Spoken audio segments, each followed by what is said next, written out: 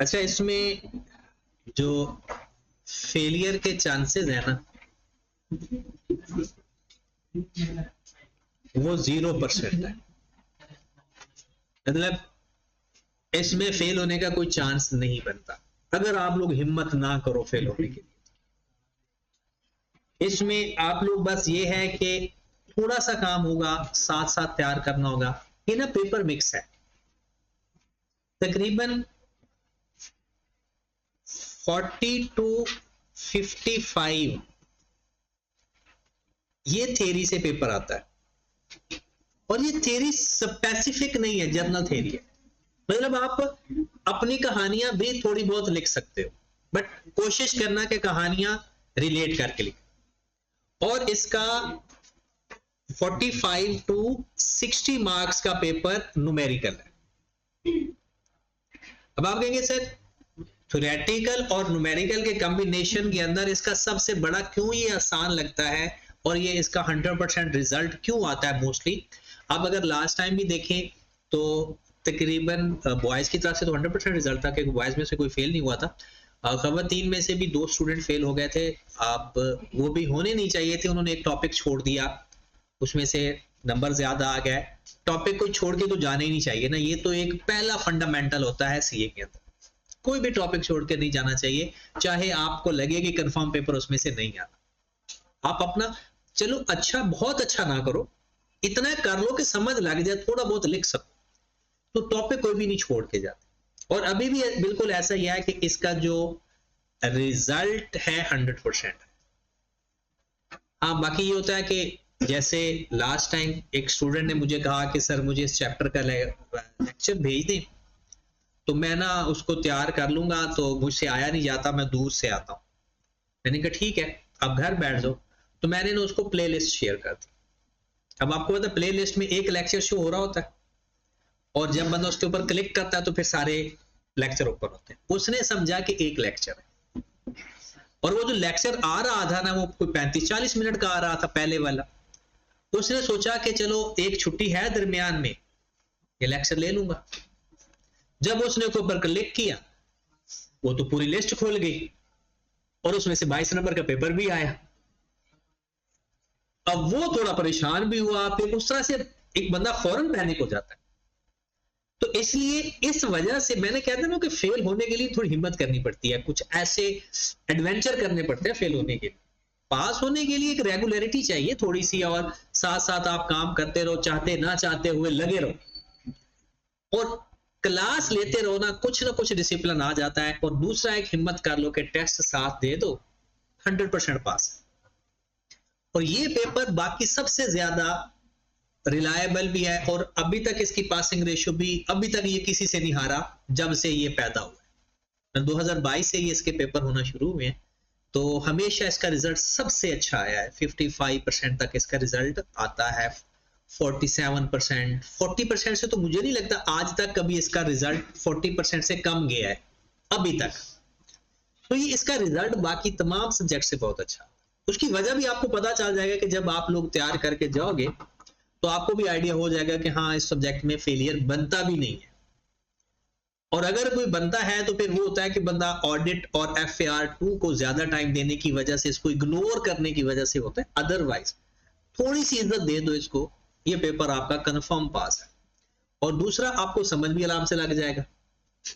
घर में आपको बाकी सब्जेक्ट से थोड़ा टाइम देना पड़ेगा, है ये सब्जेक्ट बड़ा कैफ 7 है, बट क्योंकि हमने इसको उस तरह से पढ़ना है जो पुराना नॉलेज इस्तेमाल करना है। बिल्कुल 0 मीटर तो हमने इसको करने नहीं देना। जो 0 मीटर टॉपिक्स है वो मैं आपको पहले ही पढ़ा दूं, ताकि ना वो बार बार उनके टेस्ट होते रहे, वो आपको क्लियर हो जाए। इसके टोटल बाकियों की इसके 4 सेक्शन है, ठीक है। 2 सेक्शन इसके पूरे के पूरे थ्योरी के। पहला सेक्शन सारा थ्योरेटिकल है, पेस्टल एनालिसिस के 2 चैप्टर है। और इस पेस्टल एनालिसिस में क्या होता है कि हमारे बिजनेस के ऊपर, पेस्टल का लफ्ज का मतलब मेरे ख्याल में सबको पता होगा, पॉलिटिकल क्या इफेक्ट आते हैं बिजनेस के ऊपर, और एनवायरनमेंट के क्या इफेक्ट आते हैं, इकोनॉमिक कौन से फैक्टर, इकोनॉमी के कौन से फैक्टर्स आ जाते हैं, फिर लीगल फैक्टर कौन से हैं, मेन हमारे बिजनेस को कौन कौन से ऐसे फैक्टर्स हैं जो बिजनेस को डिस्टर्ब करते हैं, अफेक्ट करते हैं? क्या सियासत बिजनेस को अफेक्ट करती है? बिल्कुल करती है। क्या कानून बिजनेस को अफेक्ट करता है? Legal, environment, social. ये जो बाइकआउट शुरू होते हैं गुड्स के, ये सोशल में आता है। इसी तरह से अब एक नई चीज भी उन्होंने इंट्रोड्यूस करवा दिया, सस्टेनेबिलिटी। तो आपके पहले 2 चैप्टर हैं वो है पेस्टल के, हमारे बिजनेस के ऊपर हुकूमत, कानून, माहौल, लोग कैसे अफेक्ट करते हैं वो हमने सीखना है। फिर चैप्टर नंबर 4 में हमने पढ़ना है कंपेटिटिव फोर्सेस, हमारे बिजनेस ने किन किन फोर्सेस का मुकाबला करना है, कौन कौन से ऐसे लोग हैं जिनको हमने देखना है, मुकाबला करना है, कंसीडर करना है। एक तो हमारा कंपेटिटर होता है ना, और भी चीजें होती है, जैसे हमारा सप्लायर होता है, ये भी कंपेटिटिव फोर्स होती है। सप्लायर कौन है? जिनसे हम चीज खरीदते हैं। अगर सप्लायर ही थोड़े हैं तो सप्लायर एडवांटेज में है या डिसएडवांटेज में है? एडवांटेज में है, तो फिर उसके साथ बना के रखनी पड़ती है, उसको डिनर डुनर करवाना पड़ता है। इंटरनल एनालिसिस, अंदर के घर के भेदी, घर के बिजनेस के अंदर के मामला इसमें हम सीखेंगे। तो अब भी आपने जो थोड़ा देखा कि हम पढ़ने क्या जा रहे हैं, बिजनेस क्या पढ़ने जा रहे हैं। इंट्रोडक्शन टू बिजनेस आपने पहले पढ़ लिया, मैंने इंट्रोडक्शन नहीं पढ़ाना। अब मैंने पढ़ाना है बिजनेस को चलाते कैसे। अब ओवरऑल अगर मैं बात करूं तो सबसे बड़ा जो सब्जेक्ट है वो यही होना चाहिए, क्योंकि बिजनेस में ही अकाउंटेंट होते हैं, बिजनेस के ही ऑडिटर होते हैं, बिजनेस के ही टैक्स प्रैक्टिशनर होते हैं।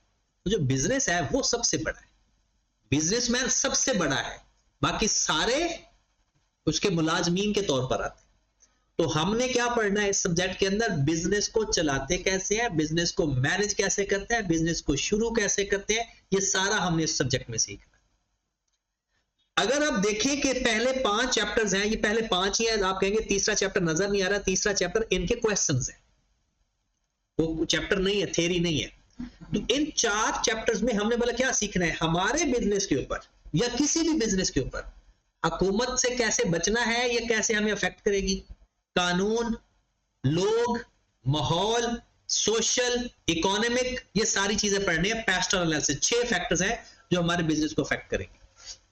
कंपेटिटिव फोर्सेस, अपने कस्टमर को कैसे राजी करना है, अपने सप्लायर के साथ कैसे रिलेशन रखना है, अपने कंपेटिटर को कैसे कम्पीट करना है, अपने जो सब्स्टिट्यूट प्रोडक्ट आ जाती हैं उनको कैसे कम्पीट करना है, नया बिजनेसमैन एंटर हो रहा है उसको कैसे कम्पीट करना, ये हमने सीखना है। कंपेटिटिव क्या सिखा रहा है हमें, बिजनेस करना। नेक्स्ट हमने सीखना है इंटरनल एनालिसिस के अंदर हमने देखना है कि हमारी मशीनें, हमारे रिसोर्सेज, हमारे ह्यूमन रिसोर्सेज, हमारे मैनेजर, मैनेजमेंट, उनको कैसे कंट्रोल करना है, हमारा रॉ मटेरियल जो पड़ा हुआ है उसको, उसकी वेस्टेज कैसे बचानी है, अपनी लेबर को कैसे एफिशिएंटली इस्तेमाल करना है, वो कहां पढ़ेंगे, इंटरनल एनालिसिस के। तो ये 4 चैप्टर्स के अंदर हमने पढ़ना है ये चीजें। 5वां चैप्टर वही जो हम में नहीं है और हम पढ़ते रहते हैं, एथिक्स। टैक्स में भी पढ़ोगे, R2 में भी पढ़ोगे, ऑडिट में भी पढ़ोगे, ऑडिट में तो पूरा कोड ऑफ एथिक्स है ना, और यहां पर भी पढ़े। ये हमारे टोटल 30 से 40 नंबर का मुकाबला होना है यहां पे, और ये आप लोग लिख जाओगे, इसमें कोई टेंशन वाली बात नहीं। 5 चैप्टर है टोटल, और एक उसने नया चैप्टर इंट्रोड्यूस करवा दिया थ्योरी का, चैप्टर नंबर 7। और इस एक चैप्टर में से 10 से 15 नंबर का सवाल भी लाजमी आना है, और टेस्टिंग लेवल मतलब मुश्किल भी नहीं आना, आसान सवाल आएगा, टेक्निकल भी नहीं आना। और आना भी कितने नंबर का है, 10 से 15 नंबर।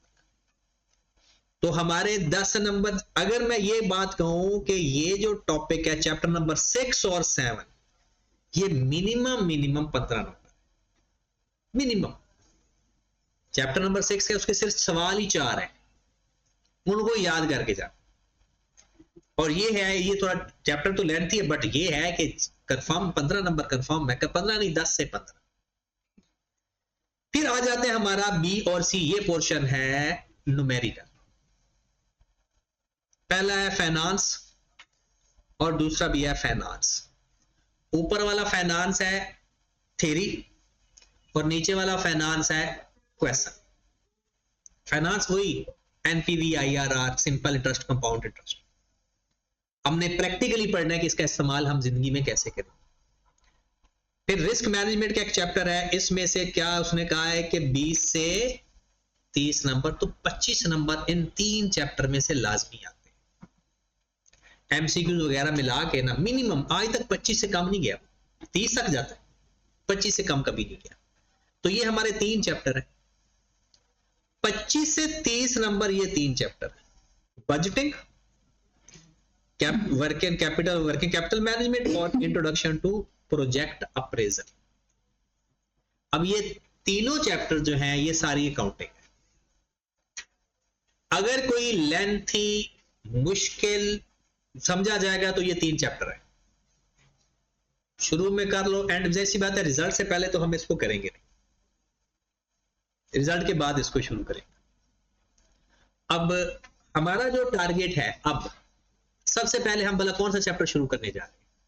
चैप्टर नंबर 7, 10 से 15 नंबर वाला। 2 हफ्तों में ये खत्म करना है हमने, कोशिश करनी है 2 हफ्तों में खत्म हो जाए। स्टैंडर्ड एविएशन ऑलवेज देयर, 2-4 दिन ऊपर नीचे हो सकते हैं। फिर उसके बाद हमने चले जाना है चैप्टर नंबर 6 में। ये हमारा खत्म हो जाएगा 3 दिन के अंदर, और अगर ज्यादा प्रैक्टिस करनी है तो 4 दिन। उसके बाद हमने चले जाना है चैप्टर नंबर 8 और 9 के ऊपर। ये हमने इकट्ठा पढ़ना है, अलग अलग नहीं पढ़ना। मतलब रिजल्ट से पहले हम अपना ये चैप्टर कंप्लीट कर चुके होंगे, चैप्टर नंबर 7 और चैप्टर नंबर 6, और चैप्टर नंबर 8, 9 पे हम जा रहे हैं। और रिजल्ट के बाद आप लोगों का कुछ इस तरह से कॉम्बिनेशन बनाऊंगा मैं कि 2 दिन हम थ्योरी पढ़ा करेंगे और 4 दिन हम न्यूमेरिकल पढ़ा करेंगे। अब थ्योरी अगर बेग साहब के पास टाइम हो तो वो पढ़ा देंगे, मेरे पास टाइम हुआ तो मैं पढ़ा दूंगा, वो डिपेंड करेगा कि टाइम मैनेजमेंट को देख लेंगे। लेकिन ये है कि हम साथ ही शुरू कर देंगे। उसकी वजह यह है कि आपको पता है सिर्फ एंड पे सारी थ्योरी बच जाए ना, न्यूमेरिकल पढ़ने वाले सब्जेक्ट के अंदर थ्योरी आ जाए ना, मतलब बोर हो जाए, तो साथ साथ ही उसको खत्म कर लेंगे। या ऐसा करेंगे कि जो बड़े चैप्टर्स है ना वो कर लेंगे, उसको मैंने एक टाइम फ्रेम में रखा हुआ है कि इस टाइम पर ये करना है, इस टाइम पर ये करना है, ठीक है। तो देखेंगे कि अगर, क्योंकि बाकी सब्जेक्ट्स भी तो आपके हैं ना, साथ साथ चलते हैं, तो फिर वो डबल काम हो जाता है, वो भी देख लेंगे, ठीक है। तो रिजल्ट के बाद न्यूमेरिकल स्टार्ट करना है अपने। रिजल्ट से पहले हमने थ्योरेटिकल पढ़ना, लेकिन ये थ्योरेटिकल वैसा थ्योरेटिकल नहीं है जैसे आपने रट्टे लगाने हैं, ये समझने वाला है। तो बिस्मिल्लाह करते हैं, आज से ही चैप्टर नंबर हम स्टार्ट करते जा रहे हैं, इंट्रोडक्शन टू सस्टेनेबिलिटी। ये दुनिया में इस टाइम इसका ना ववेला मचा हुआ, 2 नए स्टैंडर्ड आ गए, IFRS S1, IFRS S2। और इस टाइम ववेला क्यों मचा हुआ है, उसकी एक वजह है।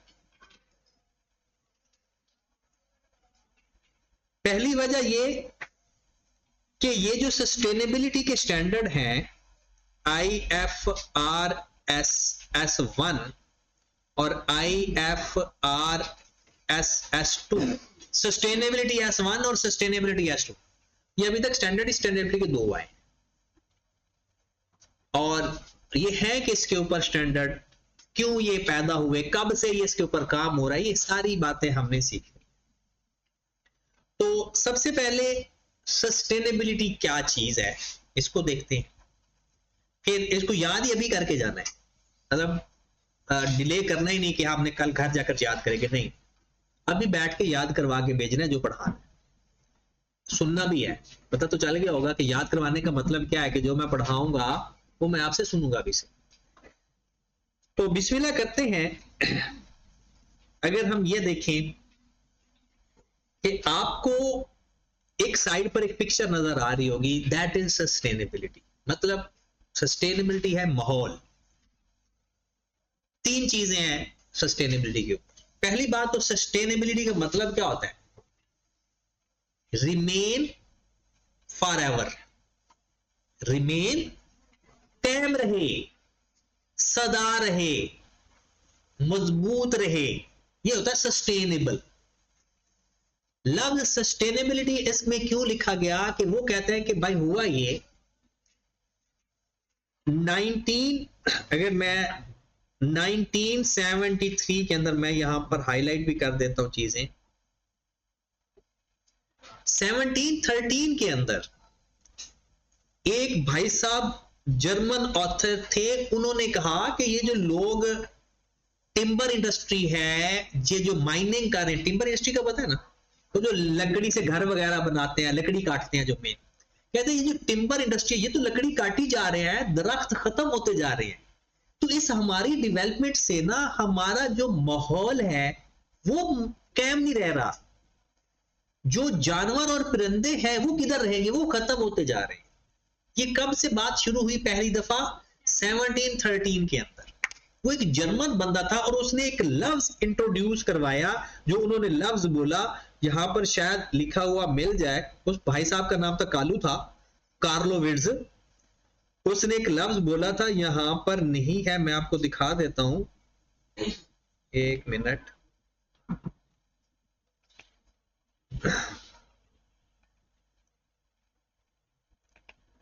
को जर्मन में बोलते हैं ये नाले निष्कीट, नाले निष्कीट, इसका लफ्ज का मतलब है सस्टेनेबिलिटी, सस्टेनेबल। अब इस कालू भाई साहब ने कहा कि ना भाई आप लोग ये जो टिम्बर इंडस्ट्री है और ये जो माइनिंग कर रहे हैं, ये अपने तो दौलत इकट्ठी करते जा रहे हैं, लेकिन जो फ्यूचर में लोग आएंगे, जो फ्यूचर जनरेशन आएगी, उनके लिए तो कुछ भी नहीं बचेगा, वो तो रुल जाएंगे। कहते हैं इसके ऊपर काम करो, इसको देखो, वो चीजें इस्तेमाल करो जो रिन्यूएबल है। रिन्यूएबल किसे कहते हैं?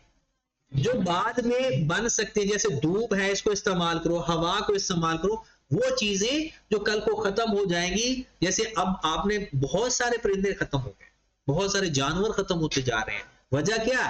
टिम्बर इंडस्ट्री की वजह से, ऊपर से कंस्ट्रक्शन इंडस्ट्री की वजह से। फिर उसके बाद नेक्स्ट जो जनरेशन आई, वो एक और प्राइम मिनिस्टर थे नॉर्वे के 1987 के अंदर। उसने फिर कहा कि उसने फिर एक नेगेटिव इंपैक्ट बताया मौजूदा डेवलपमेंट का। कहता है ये जो आप लोग डेवलपमेंट करी जा रहे हो ना, अपनी इंडस्ट्रीज बनाई जा रहे हो, बड़े बड़े घर बनाई जा रहे हो, इससे एक जो नेगेटिव इफेक्ट है वो तो कोई देख ही नहीं रहा। और उसमें सबसे बड़ा इफेक्ट क्या था? एनवायरमेंट, माहौल खराब हो रहा था, आलूदगी बढ़ रही थी। ये अभी लाहौर के अंदर क्या होता है, अभी जैसे थोड़ी सर्दियां पड़ेगी, स्मोक शुरू होना शुरू हो जाएगी। किस वजह से है? क्योंकि दरख्त की कटिंग इतनी ज्यादा हो गई है। बाहर ये लाहौर के ये जो रैविड मार्केट, ये सारे इर्द गिर्द क्या होते थे, सब्जियां होती थी, फसलें उगती थी। अब क्या है, सारे के सारा कंस्ट्रक्शन हो चुकी है। अब उसका जो इंपैक्ट आएगा, दूसरा जो गाड़ियां हैं, इसका भी तो एक फायदा भी है डेवलपमेंट का, लेकिन एक नेगेटिव इफेक्ट भी तो है। वो कहते हैं कि ये एक इंट्रोडक्शन है छोटा सा, कि सस्टेनेबिलिटी पहले किस बंदे ने इस्तेमाल की? कार्लो विट्ज ने, जो एक जर्मन ऑथर था 1713 के अंदर, कि उसने कहा कि भाई ये जो टिम्बर इंडस्ट्री है या जो माइनिंग है, ये एक नेगेटिव इफेक्ट कर रही है सस्टेनेबिलिटी को, माहौल को, एनवायरनमेंट को, सोशल चीजें खराब हो रही है, इकोनॉमिकल चीजें खराब हो रही है। फिर दूसरी दफा नॉर्वे के प्राइम मिनिस्टर ने इसके ऊपर नेगेटिव इफेक्ट लिए। वो कहते हैं कि जनाब ये जो आप लोग डेवलपमेंट हो रही है ना, globalisation emphasising need for balance approach. Balance approach से मुराद है कि चीजें ठीक करो, ज्यादा इस्तेमाल ना करो, ज्यादा कटिंग, जंगल काटी जा रहे हो, खत्म होता जा रहा है सब कुछ। फिर उसके बाद सस्टेनेबिलिटी की डेफिनेशन, ये तो इंट्रोडक्शन के किसने करवाया, कैसे करवाया, इसमें पेपर में थोड़ी आना है। हो सकता है एमसीक्यूज में एक नंबर का वो पूछा जाए, कालू का नाम पूछ ले या दूसरे का नाम पूछ ले, तो लेकिन ये इतना है नहीं इस तरह से। मेन है सस्टेनेबिलिटी की डेफिनेशन। सस्टेनेबिलिटी की डेफिनेशन वो है, कहता है सस्टेनेबिलिटी डेवलपमेंट आप किसे कहोगे? कहता है अपनी जरूरत पूरी करो without compromising the need of the future generation. जरा देखो, अपनी जरूरत पूरी करो without compromising the need of future generation. वो कहते हैं ये है सस्टेनेबिलिटी डेवलपमेंट की डेफिनेशन, कि आप इस तरह से अपनी तरक्की करो, डेवलपमेंट करो कि वो जो फ्यूचर के लोगों के लिए, आने वाली जनरेशन के लिए है ना, वो रिसोर्सेज खत्म ना हो जाएंगे। जैसे अगर पानी खत्म हो गया तो, दराख्ती खत्म हो गया तो, जो चीज हम इस्तेमाल कर रहे हैं वो हम ही सारा इस्तेमाल कर रहे हैं, आने वाली नस्ल के लिए कुछ रहे ही ना। तो सस्टेनेबिलिटी डेवलपमेंट की डेफिनेशन क्या है? Need the fulfil current need, आप इस तरह से फुलफिल करो without compromising the need of the future generation. अगर डेफिनेशन आप पढ़ना चाहते हो तो मैं आपको जो नोट्स आपको मिलने हैं वहां से पढ़ा देता हूं। ये डेफिनेशन आपको मिल जाएगी। Sustainable development is the development meets the needs of present without compromising ability of future generation to meet their own needs। आप अपने अंदाज में लिख सकते हो कि meets the need of the present without compromising the need of future generation। Done. Definition तो होगी सस्टेनेबिलिटी, लेकिन वो जो लोग ये काम कर रहे थे उन्होंने फिर क्रिटिसाइज करना शुरू कर दी। पेपर में सवाल आ सकता है आपको 4 नंबर का कि आप सस्टेनेबिलिटी की डेफिनेशन करें और उसके ऊपर क्रिटिसाइज करें, या उसके ऊपर जो लिमिट्स हैं या जो शॉर्टेज है वो बताएं। इस डेफिनेशन के अंदर ही शॉर्टेज है, देखिए स्टाइल से याद रखना है। डेफिनेशन के अंदर कौन कौन सी बातें हैं बताओ जरा। एक करंट नीड की बात हो रही है, फ्यूचर नीड की बात हो रही है, फ्यूचर की बात हो रही है और नीड की बात हो रही है। अब पहली बात देखें, कहते हैं what are the needs of the present. कहते आपने कहा ना कि प्रेजेंट नीड फुलफिल करो, किसकी बात कर रहे हो? कौन सी नीड्स की बात कर रहे हो? हर बंदे की नीड्स क्या एक जैसी है? एक बंदे को लकड़ी की जरूरत है, क्या दूसरे को लकड़ी की जरूरत है? कहता है जो नीड की डेफिनेशन है वो डिफाइन ही नहीं है। क्या लिखा हुआ है? What are the needs. आगे question, people have different views on what is essential today. हर बंदे को जरूरत डिफरेंट है। एक बंदा चाह रहा है कि मुझे खाने को अच्छा मिल जाए, दूसरा बंदा कह रहा है कि नहीं मुझे रहने को अच्छा मिल जाए। दोनों की नीड डिफरेंट।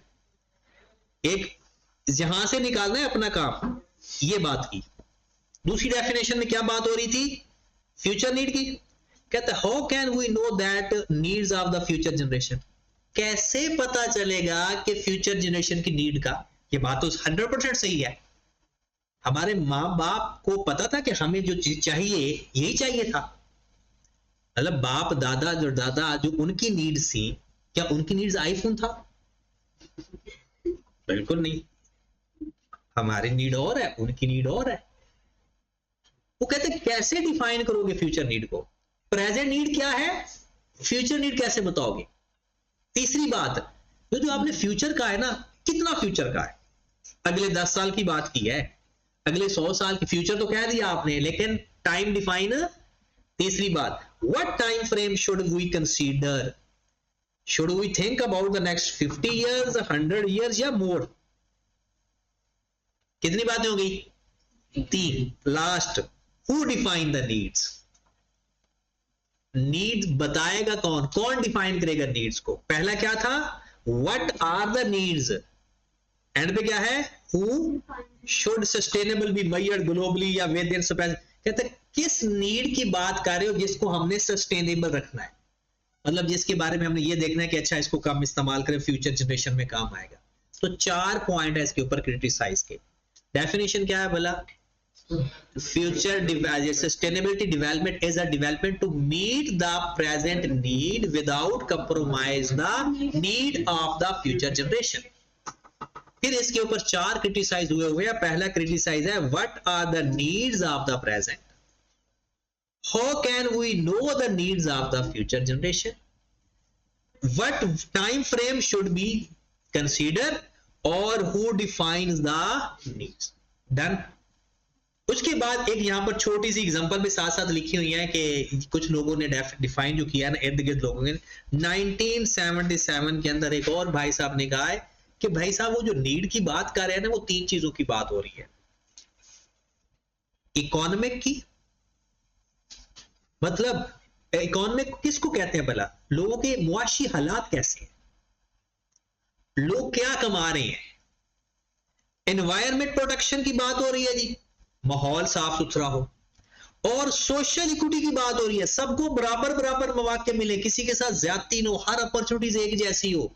मतलब क्या है, लोगों के यानी इकोनॉमिक का मतलब क्या होता है, उसके मुआशी हालात कैसे हैं, उनकी इनकम कितनी है, महंगाई कितनी है, एनवायरमेंट माहौल। और सोशल का मतलब क्या होता है, लोगों का रहन सहन।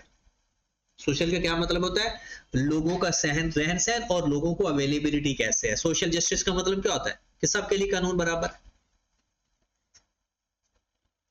उसके बाद आ जाता है दो तरह की उन्होंने सस्टेनेबिलिटी बताई है, ये भी पेपर में आपको या तो उसमें आ सकती है एमसीक्यूज के अंदर, या आ सकता है आपको एक एक दो दो नंबर की डेफिनेशन। एक होता है स्ट्रॉन्ग सस्टेनेबिलिटी, एक होता है वीक सस्टेनेबिलिटी। मैं आपको एग्जांपल देता हूं। सस्टेनेबिलिटी का मतलब यह है कि एक बंदा मेरे पास आता है, कहता है जी मुझे शुगर है। मैं उसे कहता हूं कि यार ऐसा कर, आपने रोजाना आधा घंटा वॉक करनी है और ये 15 दिन लाजमी करनी है। एक दूसरा बंदा कहता है ये गोली पकड़ खा, तेरी शुगर खत्म, तूने रोजाना गोली खानी है। अब देखिए उससे दोनों मसाइल का हल हो रहा है, दोनों का हल हो रहा है। एक ने क्या कहा, वॉक करो, और एक ने क्या कहा, गोली खाओ। अब जो वॉक वाली बात है, ये स्ट्रॉन्ग सस्टेनेबिलिटी है या वीक सस्टेनेबिलिटी है? ये ऑर्गेनिक टाइप है, इसका नेचुरल है और ये पायदार है। और ये जो गोली वाला काम है तो सही। अब एक होता है कुदरती इलाज, एक होता है इंसानी इलाज। अगर आपने अपने सस्टेनेबल काम करने हैं, अपनी जरूरत पूरी करनी है, नेचुरल कैपिटल से होगा स्ट्रॉन्ग सस्टेनेबिलिटी। और एक अगर आपने अपनी जरूरत पूरी करनी है ह्यूमन कैपिटल से, ह्यूमन डेवलपमेंट से, ह्यूमन टेक्नोलॉजी से, ये वो भी है, सस्टेनेबिलिटी है, लेकिन वो क्या मानी जाएगी? जैसे हम नहीं कहते कि जो भी इंसान का काम होता है उसका कोई ना कोई नुकसान भी होता है। जैसे अगर हम मेडिसिन खाते हैं तो उस मेडिसिन का कहीं ना कहीं कोई इफेक्ट आ रहा होता है। अब एक और एग्जांपल जो बुक में लिखी हुई है, वो कहता है कि आपने ये देखते हो कि ये जो दरिया में पानी बह रहा है ना, ये इसका ना कटाव ना हो जमीन का। मतलब ये आपको पता है जहां पानी बह रहा होता है ना, उसकी जमीन ऐसा ऐसा कम होना शुरू हो जाती है। एक तरीका है साइडों पे दरख्त लगा दिए जाए, और दूसरा तरीका है कि साइडें कंक्रीट की बना दी जाए। ये दोनों तरीके हैं जिससे आपका पानी कम जाया होगा, कि एक साइडों पे दरख्त लगा दिए जाए और एक साइडों पे कंक्रीट लगा दिया जाए। दोनों सस्टेनेबिलिटी है, लेकिन स्ट्रॉन्ग कौन सा और वीक कौन सा है? दरख्त लगाना स्ट्रॉन्ग है, क्योंकि उससे फिर आपकी एयर भी क्लियर हो जाएगी, आप लोगों के बायो वो जो बाकी चीजें हैं वो भी उससे आपको मिल जाएगी, ऑक्सीजन वगैरह का भी मसला हल हो जाएगा, और गर्मी भी कम हो जाएगी, और जो कंक्रीट वाला काम होगा काम तो वो भी कर देगा। तो स्ट्रॉन्ग और वीक का पता चल गया। नेचुरल कैपिटल से सस्टेनेबिलिटी डेवलप करना, स्ट्रॉन्ग सस्टेनेबिलिटी। ह्यूमन कैपिटल से अपना वो स्ट्रॉन्ग करना, उसे क्या बोलते हैं? अगर आपने वो होता है छोटे होते हमें ना, वो जिस बुक के साथ पिक्चर्स होती थी ना, वो हमें बड़ी अच्छी लगती थी, इसलिए ये मैंने इसका सस्टेनेबल डेवलपमेंट की ना आप लोगों ने पिक्चर के साथ भी बना दिया, ये स्ट्रॉन्ग और वीक। इसमें ये जो दरख्त लगे हुए हैं ना पानी के इर्द गिर्द, ये है स्ट्रॉन्ग सस्टेनेबिलिटी। और ये जो साइड पे वो एक कंक्रीट की दीवार बन गई है पानी के आगे, ये क्या है? वीक। इसके एक नाम भी होता है, वो मैं आपको नोट्सों से पढ़ाता हूं। ये protecting an old growth mangrove, ये लफ्ज क्या लिखा हुआ है? Old growth mangrove, strong, allowing its removal in exchange for concrete sea wall। अब यहां पर अगर आप देखें इसकी डेफिनेशन में, स्ट्रॉन्ग सस्टेनेबिलिटी में देखें जरा, it assume that natural resources such as clean air, water are irreplaceable and thus must be preserved at all cost। Weak में क्या होता है? It suggests that the natural capital can be substituted by human made capital। क्या कह रहा है?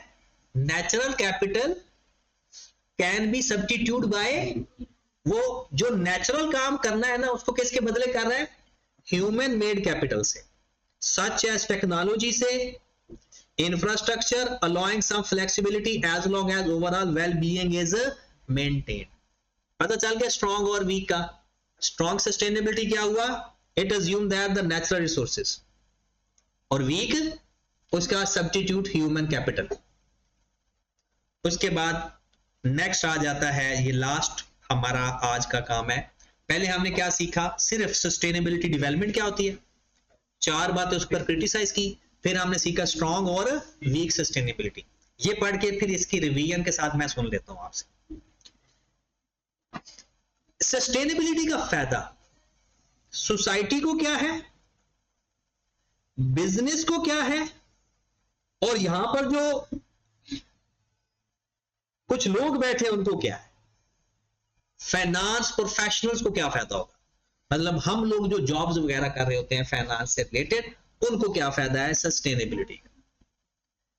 Importance for society, जाहिर सी बात है सोसाइटी के लिए क्या ये इंपॉर्टेंट नहीं है कि सोशल जस्टिस हो, एनवायरनमेंट ठीक हो, पानी साफ सुथरा हो, ये सारी यही तो चीजें हैं। जैसे जैसे फैक्ट्रियां बनती जा रही हैं, सबसे बड़ा मसला क्या आ रहा है, पानी हमारा खराब होता जा रहा है, पानी पीने के काबिल ही नहीं रहा। अब यहां तक कि अब तो विलेज एरिया के अंदर पहले सिंपल होता था, एक हैंडपंप लगा देते थे या पंप लगा देते थे, जमीन का पानी साफ और मीठा आता था। अब तो वहां पानी लोग, जैसे यहां पर वो टर्बाइन लगी होती वहां से पानी भर के आ रहे होते, वहां पर भी अब ऐसा होना शुरू हो गया। वजह क्या है, डेवलपमेंट से, इंडस्ट्रियल डेवलपमेंट हमारे जो जमीन के अंदर पानी है उसको भी खराब कर देते हैं। कहते हैं sustainability play a crucial role ensuring the well-being of society। क्यों, क्योंकि because it keeps a balance. Sustainability के फायदे बता रहा है, बैलेंस इन द एनवायरमेंट। अगर कोई दरख्त काटेगा उसको पकड़ेंगे, वो कहेंगे ये जुर्म है, पैसे दे देंगे फिर छोड़ देंगे। Promote social justice, provides economic prosperity, मतलब जॉब्स वगैरह मिलेगी, कारोबार का यानी ऑप्शंस मिलेंगी, हर तरह से आपको अवेलेबिलिटी चीजें हो जाएगी, मतलब इकोनॉमिकली, सोशली और एनवायरमेंटली। ऑर्गेनाइजेशन के लिए क्या फायदा है अगर एक सस्टेनेबल एनवायरमेंट है, organisation take positive action and publicise their initiative can achieve competitive advantage as a result. इसका मतलब ये होता है कि एक ऑर्गेनाइजेशन अगर सस्टेनेबिलिटी एनवायरमेंट को अडॉप्ट कर रही है तो वो उसके लिए एक कंपेटिटिव एडवांटेज है। अब कंपेटिटिव एडवांटेज क्या होता है, कंपेटिटिव एडवांटेज किसी को पता है, कंपेटिटिव एडवांटेज, एक कंपेटिटर है वो सस्टेनेबल नहीं है या उसको सस्टेनेबिलिटी अवेलेबल नहीं है, आपको या तो आप सस्टेनेबिलिटी प्रोवाइड कर रहे हो या उसके ऊपर काम कर रहे हो या उसके ऊपर इन्वेस्ट कर रहे हो, तो एडवांटेज किसको है, कंपेटिटर को, जो हमें, जो बंदा जिसको सस्टेनेबिलिटी एनवायरमेंट अवेलेबल है या जो उसके ऊपर काम कर रहा है, तो उस ऑर्गेनाइजेशन को एक कंपेटिटिव एडवांटेज है। क्या, जैसे एक बंदा ऑर्गेनिक चीजें बेच रहा है, एक बंदा और चीजें बेच रहा है, तो एडवांटेज किसको होगी, ऑर्गेनिक वालों। कहता है अगर एक ऑर्गेनाइजेशन सस्टेनेबिलिटी पे काम कर रही है तो उसकी एक रिप्यूट भी बनेगी, गुडविल भी बनेगी। जैसे अगर एक बंदा है कि वो कहता है कि यार ये जो अगर हम दरख्त काट के फर्नीचर बना रहे हैं लेकिन उसके बदले हम डबल उसका दरख्त लगा भी देते हैं, तो ये एक सस्टेनेबिलिटी स्टेप है कि हम दरख्त काटते जरूर है लेकिन उसके डबल हम लगाते भी हैं ताकि वो ग्रो के कल बन जाए। लास्ट पेपर में ये सवाल आ सकता है, इंपॉर्टेंस फॉर हमारे लिए। और फिर एक सवाल आ सकता है कि अच्छा जो बिजनेस प्रैक्टिस के अंदर नहीं बंदा सस्टेनेबल, मतलब उसको एनवायरनमेंट का भी नहीं ख्याल कर रहा, सोशल जस्टिस का भी नहीं ख्याल कर रहा, यानी वो कहता है बस मुझे प्रॉफिट हो, कुछ भी नहीं कर रहा, तो क्या उसको एडवांटेज हासिल है, लोग उसके बारे में क्या अच्छी बातें करेंगे, क्या उस बिजनेस की गुडविल बनेगी। तो पहली बात तो आ जाते हैं importance for finance professionals, understanding and identifying the environment risk. ये थोड़ा सा अगर आप लोग ऑडिट, ये ऑडिटर कल वाली बातें हैं, understanding and identifying the environmental risk. हम जब एक बिजनेस की का ऑडिट करने जाते हैं, हम क्या देखते हैं कि इसकी जो फाइनेंशियल स्टेटमेंट ठीक है या नहीं। एक लफ्ज आपने गोइंग कंसर्न पढ़ा, लफ्ज गोइंग कंसर्न का मतलब होता है कि ये बिजनेस अगले 12 महीनों तक चलेगा या नहीं चलेगा, एटलीस्ट अगले 12 महीनों चलेगा, या अगर एक बिजनेस को एनवायरमेंटल रिस्क आ रहा है, अब हम ऑडिट करने जाए तो हमने देखा कि यार ये तो देख ही नहीं रहा ये कि इसके केमिकल से माहौल खराब हो रहा है सारा, और आपको लगता है कि आप ऑडिटर को लग रहा है कि यार कल को छापा पड़ना इसने बंद हो जाना, लोगों ने सील कर देना, तो हमें ये क्या देखना नहीं चाहिए कि ये ऑर्गेनाइजेशन सस्टेनेबल प्रैक्टिस कर रही है या नहीं कर रही। क्या लिखा हुआ है, understanding and identifying the environmental risk such as climate change, water scarcity and social issues, enables finance professional to better assess risk and return of assessment। हम ये भी बता सकते हैं कि इस कंपनी को या इस ऑर्गेनाइजेशन को क्या रिस्क हो सकते हैं, और ये भी बता सकते हैं कि इसकी इन्वेस्टमेंट के ऊपर क्या रिटर्न पॉसिबल हो सकता है, किस वजह से, एनवायरमेंटल रिस्क को आइडेंटिफाई कर लेंगे। दूसरा, with the growing emphasis on climate related disclosures, ये सारे FAR 2 के अंदर भी पढ़ना है जिन लोगों ने FAR 2 पढ़ना है। क्लाइमेट चेंज डिस्क्लोजर से भी हमें चीजों का पता चल जाएगा या हम बता देंगे। क्लाइमेट चेंज डिस्क्लोजर का मतलब क्या है भला, क्लाइमेट चेंज क्या मतलब है इसका, माहौल में जो तब्दीली आ रही है।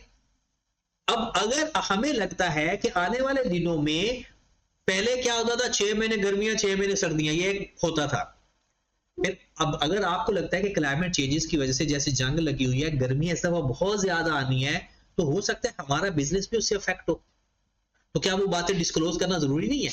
डिस्क्लोजर किसे कहते हैं, पता है कि कौन कौन सी बातें फाइनेंशियल स्टेटमेंट के अंदर डिस्क्लोज करना जरूरी है। तो सस्टेनेबिलिटी से रिलेटेड एक अलग डिस्क्लोजर बनते हैं और उसकी बातें भी डिस्क्लोज करना जरूरी होती है। तो एक प्रोफेशनल है कि वो अगर तो उसने डिस्क्लोज नहीं की बिजनेस ने, तो वो कहेगा डिस्क्लोज करो, और अगर उसने डिस्क्लोज की हुई है तो वो उसकी वैलिडिटी चेक कर लेगा कि सही डिस्क्लोज हुई है या। तो क्या लिखा हुआ है, with the growing emphasis on climate related disclosure, finance professional not only ensure accurate reporting of climate risk and sustainability but also play a key role in sustainable। एक तो वो कहता है कि एक तो उसने देखना ही देखना है कि accurate reporting हुई है या नहीं हुई, किस कौन सी, climate related risk and opportunity की, कौन सी, climate related risk and opportunity की। और दूसरा ये भी है कि उसकी रिपोर्टिंग बनाने में हेल्प भी करेगा कि आपने किस तरह से उसको करना है, कैसे आपने उसको डील करना है। क्या लिखा हुआ है, बट आल्सो प्ले की रोल इन सस्टेन। पहले में क्या था, understanding and identifying the environmental risk. दूसरे में क्या था कि वो ये देखना है, finance professional not only ensure that accurate reporting of climate risk and sustainability related cost but can also play a key role in the reporting। तीसरा उसका क्या काम है, कैपिटल एलोकेशन। कैपिटल एलोकेशन का मतलब पता है, जो पैसा हम गवर्नमेंट वो इकट्ठा करती है ना कैपिटल के तौर पर, वो किधर किधर लगा रही है ऑर्गेनाइजेशन। अब आप गए ऑडिट करने, आपने देखा कि इसने एक खरीदा है नॉन करंट एसेट, आपने कहा जी इससे क्या करना है, उसने कहा जी मैन्युफैक्चरिंग करनी है। फिर एक उसने खर्चा किया है, क्योंकि ऑडिटर का पता तो है ना कि ऑडिट में जाकर चीजें चेक करनी होती हैं जाके, उसने एक खर्चा किया हुआ है। हमने कहा जी भाई ये क्या किया आपने, ये कौन सा खर्चा है, आपने कहा इससे पोल्यूशन जो डेवलप होती है ना, इससे खत्म हो जाएगी, ये ऐसा केमिकल है या ऐसा एसिड है।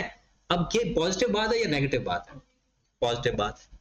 अब अगर तो हमने देखा कि ये कैपिटल एलोकेशन के अंदर इसका सस्टेनेबिलिटी के ऊपर भी कैपिटल एलोकेट हो रहा है, तो हम पॉजिटिव रिपोर्ट देंगे। और अगर वो नहीं कर रहा, एक लफ्ज आप इस्तेमाल करते हो कार्बन एमिशन, क्या मतलब होता है कार्बन एमिशन का, ये जो धुआं कम करना, कार्बन एमिशन का क्या मतलब होता है, धुआं कम करना, ये गाड़ियां धुएं छोड़ती हैं वो कम करना, या ये जो इंडस्ट्रीज में धुआं होता है वो कम करना। क्या लिखा हुआ है, capital allocation towards low carbon project. क्या मतलब है लो कार्बन प्रोजेक्ट, जहां से ये आलूदगी कम पैदा होती है, क्या उसके ऊपर इन्होंने कोई डेवलपमेंट की हुई है। मिसाल के तौर पर आप एक जगह गए, दो कंपनी का ऑडिट कर रहे हो, एक ने जनरेटर खरीदा और एक ने सोलर लगवाया, वो तो किसने सस्टेनेबिलिटी प्रैक्टिस की और किसने नहीं की, सोलर वाले ने की और जनरेटर वाले ने नहीं की। आगे पढ़ते हैं। अब उसके बाद लिखा हुआ है ग्रीन बॉन्ड्स। अच्छा, ग्रीन बॉन्ड्स के बारे में हाफिज अब्दुल्ला बिलाल बताएगा। ग्रीन बॉन्ड्स का मतलब, छोटे प्लांट्स लगाए थे इंडिया से। हाँ green bonds and sustainability linked loan, चले आपको थोड़ा और आसान हो जाएगा। ग्रीन बॉन्ड्स और सस्टेनेबिलिटी लिंक्ड लोन्स, एक लफ्ज इस पेपर में भी आया था, ग्रीन फाइनेंसिंग। पेपर में सवाल आया था ग्रीन फाइनेंसिंग बताओ क्या होता है। ग्रीन फाइनेंसिंग का मतलब ये होता है कि अगर आपके पास कोई लोन लेने आता है और आपसे ये कहता है, जैसे गवर्नमेंट कहती है कि घर बनाओगे तो हम इंटरेस्ट फ्री लोन दे देंगे। अगर आप कहते हैं जी मैंने ना sustainability related risk and opportunity पे काम करना है, एनवायरमेंट पे काम करना है, सोशल जस्टिस पे काम करना है, इक्विटी पे काम करना है, तो आप हमें लोन दो, तो आपको इंटरेस्ट फ्री लोन मिल जाएगा। कम रेट पे लोन मिलना या फ्री इंटरेस्ट लोन मिलना, उसे और किस मकसद के लिए, हरा भरा पंजाब करने के लिए, उसे क्या बोलेंगे? बॉन्ड्स क्या होते हैं? लोन होता है। बॉन्ड्स क्या होते हैं? लोन होता है। ग्रीन बॉन्ड्स का मतलब है सस्टेनेबिलिटी पर्पस के लिए जो हम लोन प्रोवाइड ले रहे हैं वो या तो इंटरेस्ट फ्री है या कम रेट के ऊपर है। आगे क्या लिखा हुआ है? सस्टेनेबिलिटी लिंक्ड को लोन। सस्टेनेबिलिटी, हम कहते हैं जी हमने सोलर लगवाना, पैसे दो हमें ताकि हमारे जनरेटर इस्तेमाल होते हैं, हम कहते हैं जनरेटर, अब जनरेटर कम इस्तेमाल होने का फायदा क्या होगा? कार्बन एमिशन खत्म हो जाएगी, सस्टेनेबल काम हो जाएगा, एनवायरमेंट पे काम हो जाएगा। आगे लिखा हुआ है, आगे ये कैपिटल एलोकेशन हो गया। आगे क्या लिखा? Lowering the entity weighted average cost of capital. इसका मतलब क्या है? Lowering the entity weighted average cost of capital. कोई कॉस्ट ऑफ कैपिटल इंटरेस्ट को कहते हैं। कॉस्ट ऑफ कैपिटल किसे कहते हैं? अभी इंटरेस्ट को मान लें, जब कॉस्ट ऑफ कैपिटल पढ़ लेंगे फिर सारा समझ लग जाएगा। वेटेड क्या हो जाएगी? कॉस्ट ऑफ कैपिटल कम। ये ग्रीन फाइनेंसिंग में क्या होता है कि अगर आपने सस्टेनेबिलिटी लेकर लोन लेने हैं तो आपको इंटरेस्ट फ्री या कम लोन पे मिल जाएंगे, आप दे भी दो भी सही और लो भी सही। इसके बाद है तीसरा, पहला क्या उसने किया था प्रोफेशनल ने? Understanding about environmental risk. दूसरा, एक्यूरेट रिपोर्टिंग के साथ साथ उसने की रोल प्ले भी करना है सस्टेनेबिलिटी रिपोर्टिंग के अंदर। दूसरा, तीसरा कैपिटल एलोकेशन, कहां पर एलोकेशन हो रही होनी चाहिए या हो रही है? लो कार्बन एमिशन पे, यानी वो जो यूज है, और उस पे ग्रीन बॉन्ड्स हैं या सस्टेनेबिलिटी लिंक्ड लोन्स हैं। तीन बातें। चौथी बात, they contribute to sustainability accounting standard board framework and implement environment social and governance framework. मतलब वो जो SASB ने स्टैंडर्ड इशू किए हैं ना, उसको इंप्लीमेंट भी करे।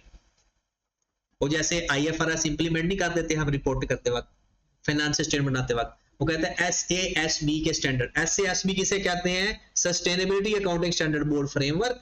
और ESG, E stand for environment, S stand for social, G stand for governance framework भी आगे हैं। कहते हैं ये इंप्लीमेंट भी करे उसके एंटिटी के ऊपर जिसका हम ऑडिट कर रहे हैं। क्या लिखा हुआ है? They contribute to SASB framework and implement ESG framework.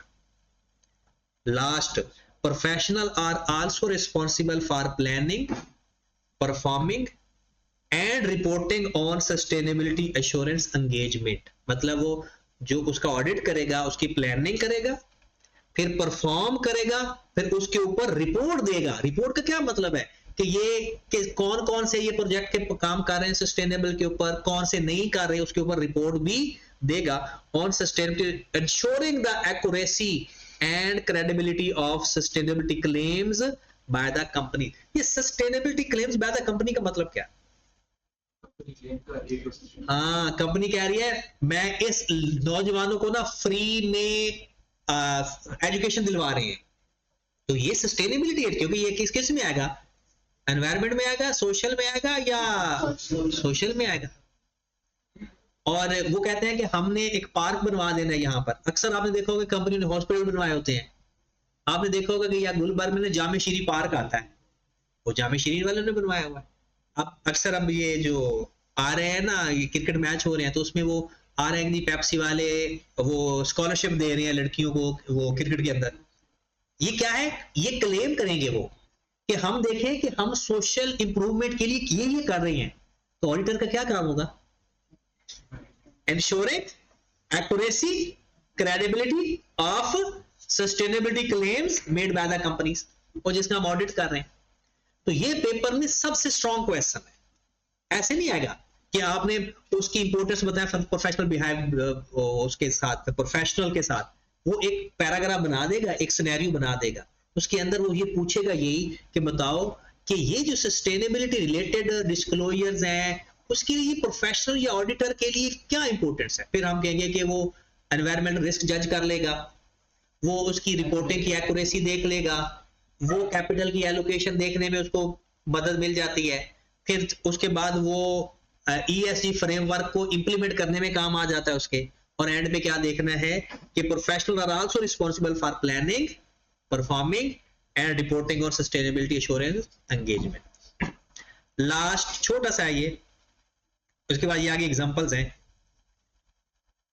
चलो ये कल पढ़ेंगे, छोटा नहीं है ये बड़ा है आसान। ये हमारा पहला टॉपिक कंप्लीट हो गया। इसमें क्या हमने मेन क्या सीखा, सबसे पहले हमने सीखा कि सस्टेनेबिलिटी डेवलपमेंट क्या है, उसके ऊपर criticise strong and weak sustainability. फिर हमने देखा कि अच्छा सस्टेनेबिलिटी के इंपॉर्टेंस क्या है सोसाइटी के लिहाज से, हमने देखा तो उसने कहा कि ये एनवायरनमेंट को बैलेंस करता है, सोशल जस्टिस और इकोनॉमिक एनवायरनमेंट को इंप्रूव करता है। ऑर्गेनाइजेशन के लिए हमने कहा कि वो कहता है कि जी इसकी कंपैरेटिव एडवांटेज बन जाती है। प्रोफेशनल के लिए हमने कहा कि 4-5 बातें हैं कि एनवायरनमेंट रिस्क को आइडेंटिफाई कर लेता है, दूसरा उसकी एक्यूरेसी को देख लेता है, तीसरा उसको हेल्प मिल जाती है कि कैपिटल एलोकेशन कैसे कैसे हो रही है, चौथा इंप्लीमेंट करता है, और पांचवा अश्योरेंस एंगेजमेंट। एंगेजमेंट का मतलब होता है जिसका हम ऑडिट करते हैं उसे एंगेजमेंट बोलते हैं, उस क्लाइंट को बोलते हैं, ठीक है। तो कल हमने इंशाल्लाह इसका लास्ट पढ़ना है कि अगर जो कंपनीज सस्टेनेबिलिटी को डेवलप या अडॉप्ट नहीं कर रही या इंप्लीमेंट नहीं कर रही, उनको नुकसान किया, ठीक है। तो कल ये हमारा पहला टॉपिक कंप्लीट हो जाएगा और इसके सवाल भी साथ ही इंशाल्लाह हो जाएंगे।